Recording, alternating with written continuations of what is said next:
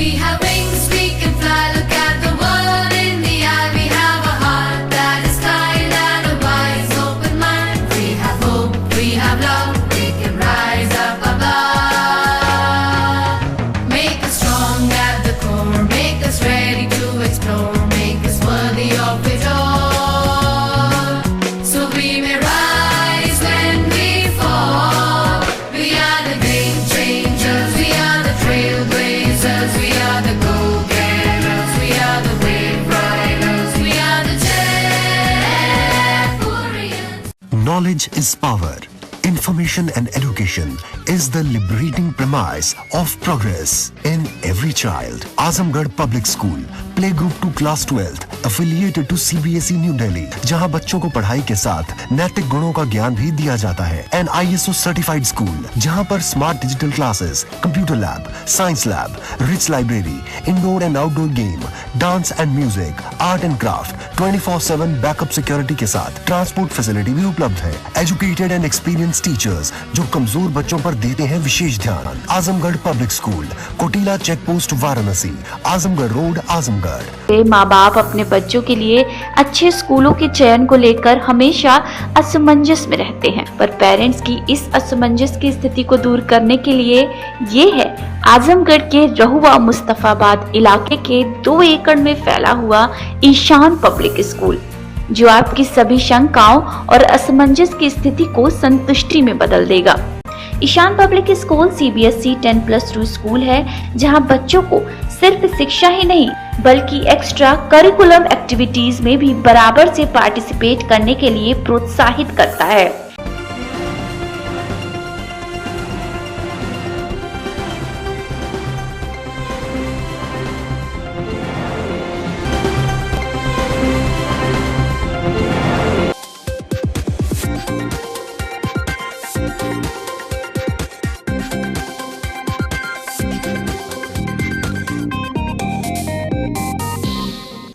आजमगढ़ संसदीय सीट से भाजपा के टिकट की रेस में पिछड़ चुके कद्दावर नेता रमाकांत यादव ने भोजपुरी फिल्म स्टार दिनेश लाल यादव निरहुआ के बीजेपी में शामिल होने पर बड़ा बयान दिया है. गुरुवार को अपने आवास पर ABC चैनल से हुई बातचीत में उन्होंने निरहुआ का भाजपा में स्वागत किया. कहा कि पार्टी ने निरहुआ को योग्य समझा है तो हम भी समझेंगे. उन्होंने कहा कि वह भाजपा में है और आगे भी रहेंगे, पार्टी के लिए काम करते रहेंगे. अगर पार्टी आजमगढ़ सीट से दिनेश लाल यादव को प्रत्याशी बनाती है तो जो संभव होगा मदद करेंगे. उन्होंने इस बात से इनकार किया कि वह शिवपाल यादव की पार्टी से चुनाव लड़ेंगे. देखिए, हम कुछ नहीं कहेंगे. पार्टी ने योग्य समझा है, दिनेश लाल निरहुआ के लिए भेजा है, स्वागत करते हैं हम. क्या आपको लग रहा है कि अखिलेश यादव के लिए वो बेहतर प्रत्याशी रहेंगे? भाई, पार्टी ने योग्य समझा है तो निश्चित रूप से हम भी योग्य समझेंगे. आपका अगला कदम क्या रहेगा? हाँ, आपका अगला कदम? पार्टी में है, पार्टी में रहेंगे, पार्टी के लिए काम करेंगे. तो आपको निरहुआ जी का पूरा समर्थन आप करेंगे प्रचार? भाई, जितना हमसे हो सकता है, मुझसे जो हो सकता है, पार्टी का निर्देश है तो कुछ न कुछ तो मदद होगी, मदद करेंगे, इसी बात कोई बात नहीं. लेकिन जैसे चर्चा ये भी चल रही है कि आप शिवपाल जी की पार्टी से चुनाव लड़ सकते हैं. नहीं, ये गलत चर्चा है. ऐसी कोई संभावना नहीं है? ऐसी कोई नहीं. तो क्या समीकरण आपको लग रहा है कि जो 2014 में मोदी लहर थी इस समय है या नहीं है? किस तरह से आप देखते हैं, परिस्थितियाँ बदली हैं? अब आपके मीडिया के माध्यम से मालूम हो रहा बहुत अच्छी लहर है. अब धरातल पे है कि नहीं बहुत नहीं बता पाएंगे. नहीं, आपसे धरातल में बड़ा आपसे नेता कोई नहीं है तो इधर हम 1 महीने यहाँ रहे नहीं, हम तो दिल्ली पड़े रहे.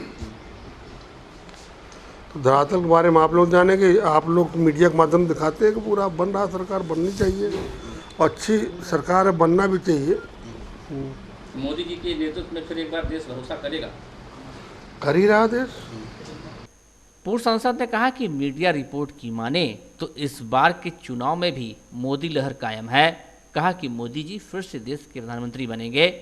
उन्होंने कहा कि दलितों पिछड़ों के हक की लड़ाई वह लड़ते हैं और आगे भी लड़ते रहेंगे.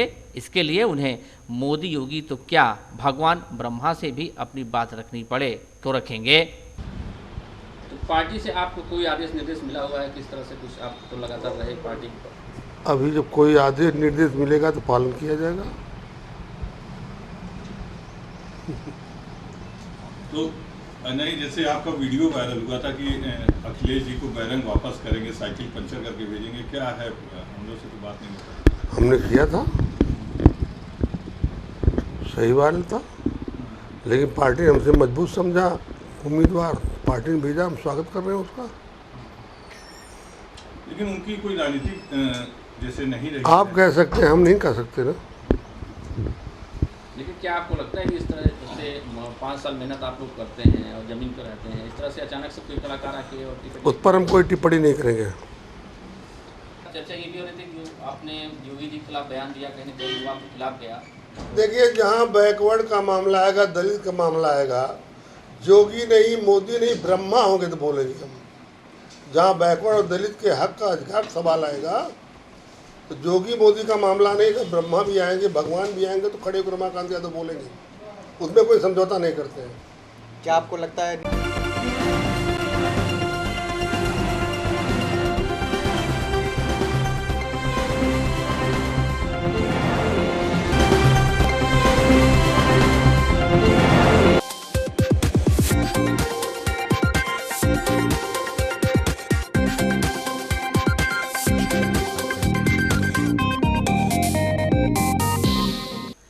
जिले की लालगंज सुरक्षित सीट से पूर्व घोषित प्रत्याशी घूराराम का टिकट काटकर बसपा ने संगीता आजाद को अपना प्रत्याशी बनाया है। लालगंज विधायक आजाद अरिमर्दन की पत्नी संगीता आजाद के नाम का ऐलान गुरुवार को लालगंज में कोऑर्डिनेटर घनश्याम खरवार ने किया। संगीता आजाद को टिकट मिलने के साथ ही उनका विरोध भी शुरू हो गया है। दीदारगंज विधानसभा के कई गांव के बहुजन समाज पार्टी और समाजवादी पार्टी के कार्यकर्ताओं ने मार्टिनगंज बाजार के औरंगाबाद चौराहे पर ग्राम प्रधान बस्ती कपूरी के नेतृत्व में पुतला फूंक कर अपना विरोध दर्ज कराया और जमकर नारेबाजी किया।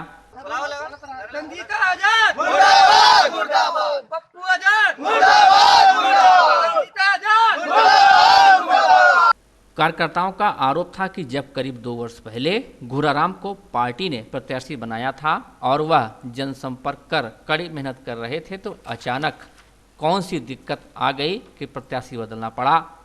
कार्यकर्ताओं ने बसपा सुप्रीमो मायावती से अपील किया कि पुनः घूराराम को प्रत्याशी बनाया जाए, जिससे कि लालगंज सीट पर गठबंधन जीत दर्ज कर सके। ये ऐसा है कि पूर्व मंत्री राज्य मंत्री घूराराम जी को यहाँ का 2 साल पहले प्रभारी प्रत्याशी बनाया गया, लेकिन पार्टी ने आज वहाँ के प्रत्याशी को बदलते हुए श्री संगीता आजाद को प्रत्याशी बनाया, जिससे घूराराम जी का 2 साल का जो परिश्रम रहा पार्टी के साथ उसका विरोध कर रहे हैं कि संगीता आजाद को प्रत्याशी न बनाया जाए।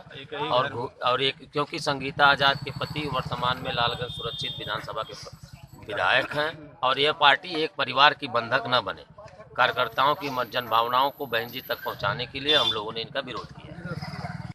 जिसे यह सद्भाव पूर्वक मांग करते हैं कि पूर्व मंत्री घूराराम जी को पुनः लालगंज सुरक्षित लोकसभा का समाजवादी पार्टी और बहुजन समाज पार्टी गठबंधन का प्रत्याशी बनाया जाए। जी इसमें कब तक विरोध करते रहेंगे आप लोग? जब तक इनका विरोध टिकट ना मिले तब तक हम लोगों का विरोध प्रदर्शन जारी रहेगा। हर जगह करते रहेंगे, पूरे लालगंज लोकसभा में।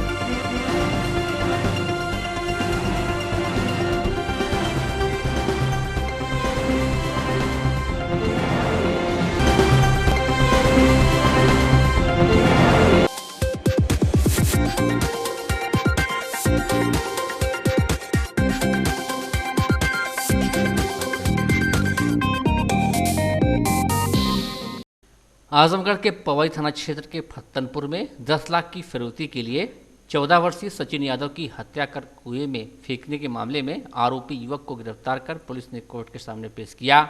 वहीं पुलिस अधीक्षक ने प्रेस वार्ता कर घटनाक्रम के बारे में खुलासा किया।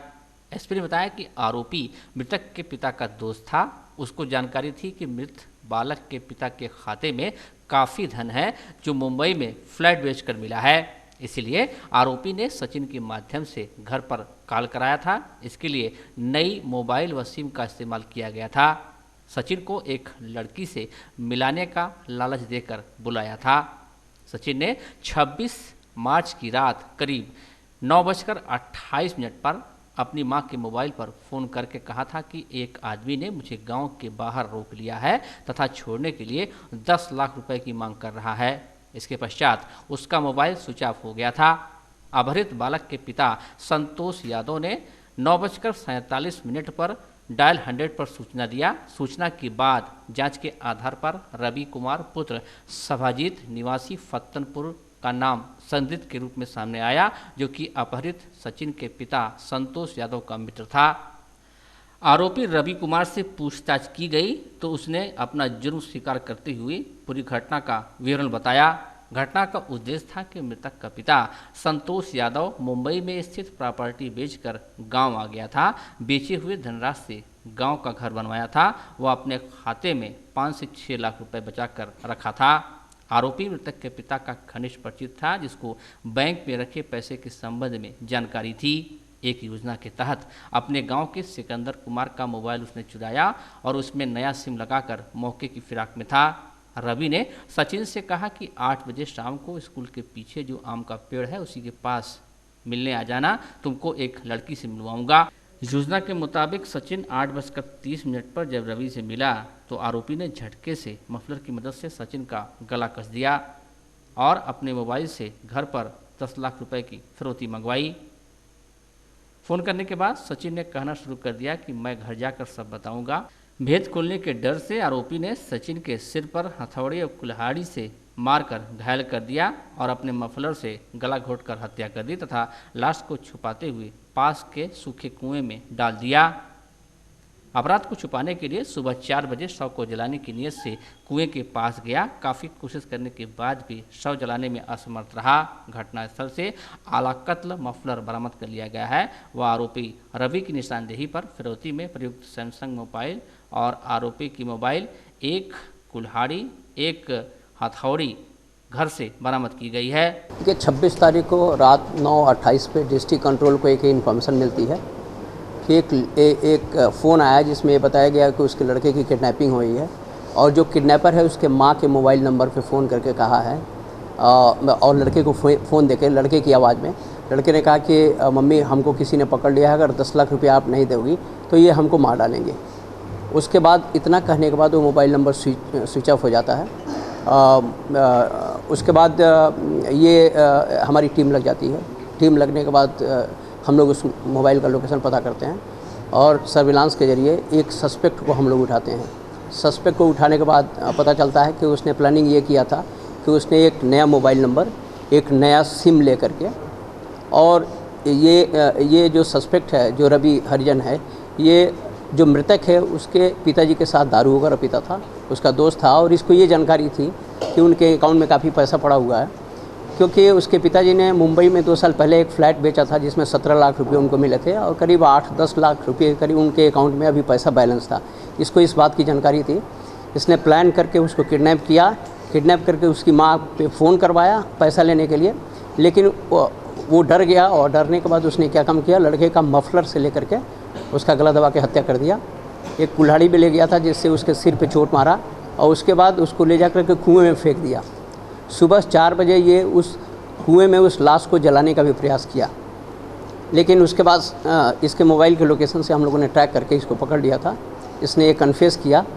इसके बाद हम लोगों ने डॉग स्क्वाड टीम बुलाई। डॉग स्क्वाड इसके घर पे जा कर के जो मोबाइल यूज़ किया गया था मोबाइल बरामद हुआ। उसके बाद मफलर बरामद हुआ, क्योंकि लड़के का गला इसने मफलर से दबा करके हत्या की थी। जो इसने कुल्हाड़ी वो किया था, कुल्हाड़ी भी बरामद कराया।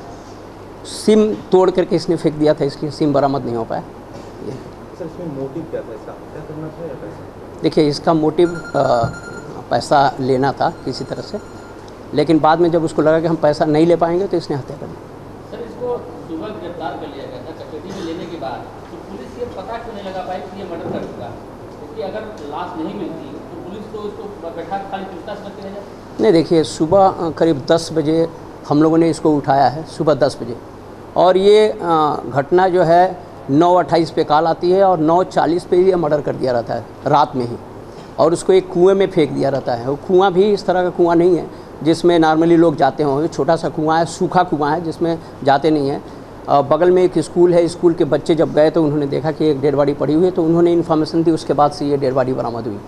लेकिन सर जैसे उसको कस्टडी में लेने के बाद ये कल पुलिस निर्धारित करते रहे कि सकुशल बरामद कर लिया जाएगा, जबकि मर्डर हो चुका था, तो ये इससे कबूल क्यों नहीं कर सकते? देखिए काफ़ी इसका इंट्रोगेशन चल रहा था और कुछ डिटेल इन्फॉर्मेशन हम लोगों को टेलीफोन कंपनियों से आने बाकी थे। जब इन्फॉर्मेशन हमको आ गई है, जब हमने क्वेश्चन किया है और क्वेश्चन में कॉन्ट्रडिक्शन मिला है, तब ये टूटा है और तब इसने कन्फेस किया है कि हम ही ने किया है। अच्छा सर, ये अकेले था या इसके साथ और भी कुछ थे या इसके सहयोगी? ये अकेले था। चूँकि उसके पिता के साथ बैठ के ये दारू पीता था, उसको ये जानकारी थी कि इसके पिता के पास इतना पैसा है।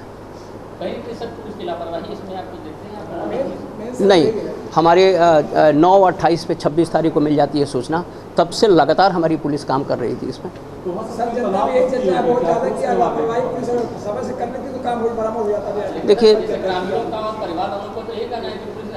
देखिए बच्चे की उम्र 14 साल की थी और जब भी बच्चे की हत्या इस तरह की होती है सनसनी, तो लोगों में आक्रोश रहता है, ये नेचुरल सिचुएशन। किस लिए था? कैसे जैसे लड़के घर में शौचालय था, वो लड़का घर में शौच करके बहाना करके गया, ये किस लालच से इसने बुलाया था?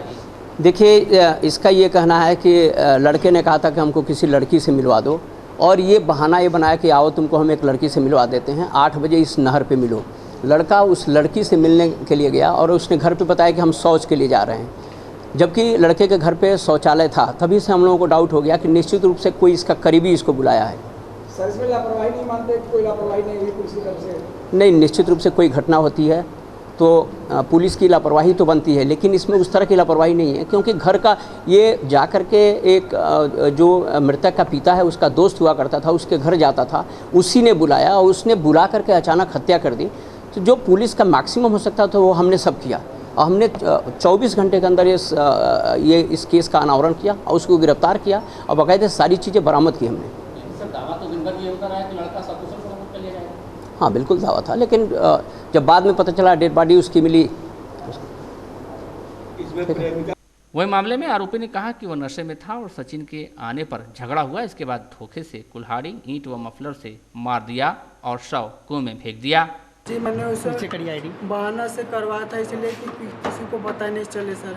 मैं उससे झगड़ा किया, वो मुझसे झगड़ा किया था, मुझसे लड़ाई भी हुई थी, मार पीट भी हुआ था और वो मैं दारू पी रखा था और मैं उस समय भी झगड़ा मुझसे किया, इसीलिए मैंने सर उसके साथ ऐसा किया। अच्छा सुनो, मुझसे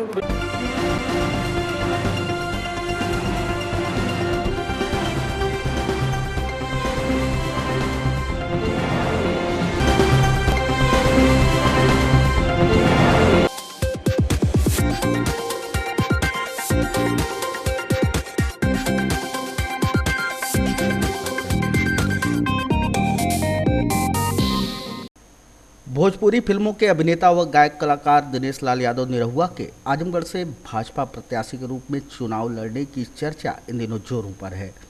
पूर्व मुख्यमंत्री अखिलेश यादव के खिलाफ वो किस प्रकार की चुनौती पेश करेंगे, उनके चुनाव जीतने की संभावना कैसी है, अखिलेश के खिलाफ दिनेश लाल यादव को खड़ा करने का भाजपा का फैसला कैसा साबित होगा, इन सभी बिंदुओं पर एबीसी चैनल ने जनता से वार्ता की।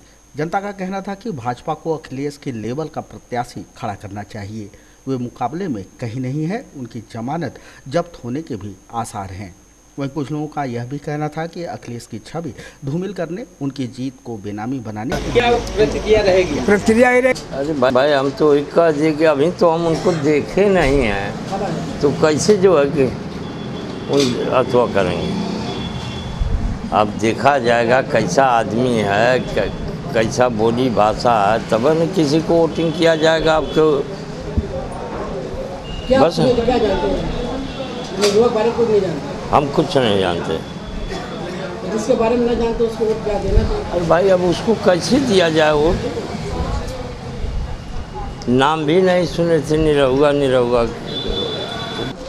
उसके बारे में तो अभी तो लोग जानते ही नहीं, यहाँ बहुत लोग हाँ ये जानते कि भोजपुरी का वो हीरो है। अब वो यहाँ आवे, प्रचार करे, देखा जाए, उनके बारे में समझा जाए, तब न समझ में आवे कि हाँ उनको वोट दिया जाए या न दिया जाए। अब यहाँ से सुन रहे हैं कि मुख्यमंत्री जो पूर्व के हैं अखिलेश यादव, वो भी चुनाव लड़ रहे हैं, उनके आगे तो मैं समझ रहा हूँ उनको कोई बहुत ज़्यादा बेनिफिट नहीं मिलने वाला।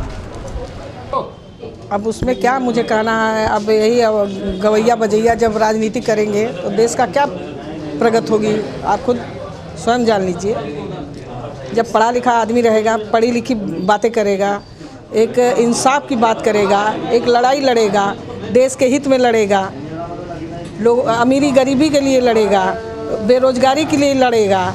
बच्चे इतना घूम रहे हैं बेरोजगार में, अब निरहुआ पता नहीं कौन है, मैं कभी नहीं देखी हूँ, कभी सुनी हूँ। जैसे ऐसे तैसे लोगों के, जैसे अभी आपके मुंह से सुन रही कोई निरहुआ है, इस तरह से लोगों से जानती हूँ। मैं देखी नहीं हूँ, ना मैं कभी भोजपुरी गाना वाना शायद गाता होता है, ऐसे सुनने में आता है, लेकिन मैं कभी देखी नहीं। जिसको कभी ना जानो क्या उसको देना चाहिए? जिसको आप नहीं जानते हैं, उसके व्यक्तित्व को नहीं जानते हैं, उसकी कार्यशैली को नहीं जानते हैं, वो इंसान अच्छा है बुरा उसको नहीं जानते, तो कैसे आप उसको वोट दे सकते? हमारा ये कहना है कि किसी सम्मानित आदमी को दिया जाए जो जनता जानती हो, क्षेत्र जानता हो, जो लड़ने योग्य हो। अब जैसे निरहू को जो वोट दिए, वो टिकट दिया जाए जिसको आजमगढ़ से कोई मतलब नहीं है, न जनता जानती है, न उसके बारे में जानती, न उसके लड़ने का कोई मतलब आजमगढ़ से है। किसी सम्मानित आदमी को दिया जाए जिसको जनता भी जानती हो, क्षेत्र भी जानता हो, उसको अगर टिकट दिया जाए तो लड़ने का कोई मतलब नहीं। इसे लोगों को कोई ज़रूरत नहीं है। इसी से किसी अच्छे व्यक्ति को अगर दिया जाएगा तो आजमगढ़ का नाम भी होगा। जनता की बात और क्षेत्र की बात जो सारे लोगों को जो सुने और वो संसद तक पहुंचाए कि हाँ किसको क्या दिक्कत है, क्या परेशानी है, जो समझ सके उसको टिकट दिया जाए। क्या प्रतिक्रिया रहेगी? प्रतिक्रिया ये रहेगी कि वो हराने के लिए आ रहे हैं, जीतने के लिए नहीं आ रहे हैं, हारने के लिए आ रहे हैं। केवल मुलायम सिंह अखिलेश की छवि धूमिल करने के लिए आ रहे हैं। ये खडरंत कूटनीतिक है, कोई राजनीतिक तौर तरीका नहीं है। भोजपुरी के स्टार है निरहुआ, तो क्या लगता है कि वो है न चिन्हिया देखी है, उसके बाद वोट ना दी है अखिलेश के नाम पे। कोई लेवल नहीं है उनका, कोई लेवल नहीं है। अगर बीजेपी को उनके अगेंस्ट किसी प्रत्याशी को खड़ा करना चाहिए था तो उनके लेवल का प्रत्याशी खड़ा होना चाहिए था, जो राजनीति और पॉलिटिक्स से रहा हो और जिसका लेवल रहा हो उनके बराबर का। तब तो यहाँ कोई फाइट होने ही वाली नहीं है। इस तरह से निरहुआ भोजपुरी स्टार है, क्या लगता नहीं कि कुछ युवाओं को अपनी तरफ कोई ऐसा कोई करिश्मा नहीं होगा सर? हमें तो ऐसा मुमकिन नहीं, इसलिए कि अगर माननीय प्रधानमंत्री के मुकाबले में सलमान खान आ जाएं तो टिकना नामुमकिन है। तो वो भी एक राष्ट्रीय अध्यक्ष अपनी पार्टी का, बहुत हल्का नेता नहीं है। निरहुआ या घुरहुआ उनके मुकाबले में टिकना मुहाल है। अब वो कोई यहाँ लड़ने के लिए भाजपा से तैयार नहीं, लेकिन उसको गवैया और नचनिया को खड़ा किया जा रहा है। वरना हकीकत यह है कि भाजपा में अच्छे अच्छे नेता हैं, लेकिन कोई यहाँ आने को तैयार नहीं है। जैसे गिरिराज सिंह नहीं जा रहे हैं बेगूसराय, अच्छे नेता हैं, उनका स्टेटमेंट बराबर आप सुनते रहते हैं, लेकिन बेगूसराय के बारे में सुन रहे हैं कि उनको भेजा जा रहा, नहीं जा रहे हैं वो। तो अब यहाँ के लिए कोई नहीं आने के लिए तैयार है भाजपा से, इसलिए निरहुआ जैसे लोगों को तलाश करके जो खड़ा कर रही भाजपा। और अखिलेश यादव बहरहाल अपने पार्टी के राष्ट्रीय अध्यक्ष हैं, उनका अपना एक महत्व है। जैसे माननीय पीएम के सामने अगर सलमान खान या कोई इस किस्म के एक्टर आवे उनको, ये तो असंभव है कि पीएम मोदी को हरा दे। भाजपा प्रत्याशी के बारे में तो यह मुमकिन है कि उनकी जमानत ही जब्त हो जाए। क्या लगता है कि हमको तो ऐसा नहीं लगता। हमको तो यह लगता है जो गठबंधन है, गठबंधन ही यहाँ से चुनाव जिस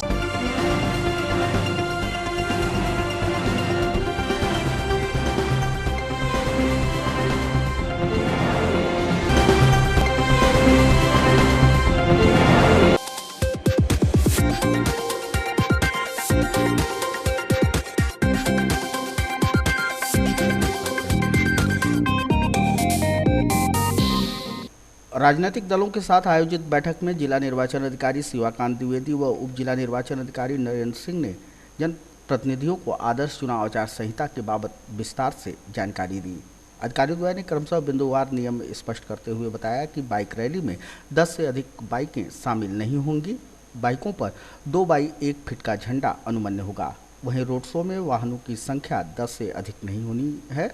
रोड शो करने के लिए पहले अनुमति लेनी होगी। रोड शो में एक बैनर 6 बाई 4 फीट का अनुमति उपरांत ही प्रयोग किया जा सकेगा।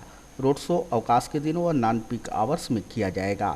राजनीतिक दलों के प्रतिनिधियों को झंडे के उपयोग के बारे में बताते हुए अधिकारियों द्वय ने कहा कि 2 पहिया वाहन पर 2 बाई 1 फीट, 3 पहिया वाहन पर 3 बाई 2 फीट का झंडा लगाने की अनुमति है। बिना परमिशन झंडे का प्रयोग करना आचार संहिता का उल्लंघन माना जाएगा। समय पर पॉलिटिकल पार्टीज के साथ बैठक करते हैं। आज भी हमने बैठक की थी, उन्हें आचार संहिता के बारे में बताया गया है आचार संहिता के सारे नियमों का पालन करेंगे। झंडा, बैनर, पोस्टर अनधिकृत रूप से लेकर कोई नहीं चलेगा। गाड़ियों में भी जो झंडे लगाएंगे उसकी साइज़ है, साइज़ 1/2 साइज फिट की ही वो झंडा लगा सकते हैं, वो भी प्रायर परमिशन लेकर लगाएंगे। अन्यथा ये माना जाएगा कि वो प्रचार कर रहे हैं और प्रचार में उसका काउंटिंग की जाएगी। ये चीज़ें समय समय पर माननीय आयोग ने निर्देश दिए हैं पॉलिटिकल पार्टीज़ को उनके मुख्यालय के माध्यम से, और हम लोग भी समय समय पर उनको ब्रीफ करते रहते हैं।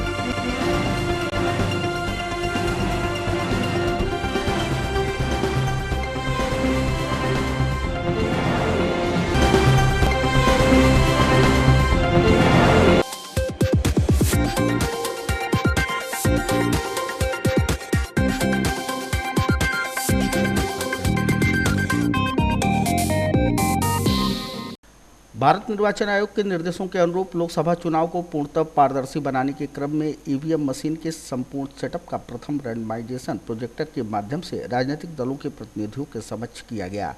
जिला निर्वाचन अधिकारी जिलाधिकारी शिवाकांत द्विवेदी ने बताया कि राजनीतिक दलों के प्रतिनिधियों के समक्ष सॉफ्टवेयर के माध्यम से ईवीएम मशीनों का रैंडमाइजेशन किया गया है। सॉफ्टवेयर के जरिए 10 विधानसभाओं के लिए ईवीएम मशीन का आवंटन सुनिश्चित हो चुका है। सभी मशीनों को विधानसभावार अलग अलग स्ट्रांग रूम में रखा जाएगा, जिसकी संपूर्ण सूची राजनीतिक दलों के प्रतिनिधियों को भी सौंपी जा रही है। जिलाधिकारी ने बताया कि सीयू व बीयू 14% रिजर्व करके व वीवीपैट को 23% रिजर्व कर रैंडमाइजेशन किया गया है। माननीय भारत निर्वाचन आयोग ने ये निर्देश दिया है कि जितनी EVM means BU, CU and VVPAT ये मशीनें इस्तेमाल होंगी, वो रैंडम बेस पर विधानसभाओं में और विधानसभाओं से फिर बूथों पर जाएंगी। आज मशीनों का रैंडमाइजेशन था, जिससे वो उनकी विधानसभाएं एलोकेट हुई हैं कि कौन मशीनें किस विधानसभा में जाएंगी।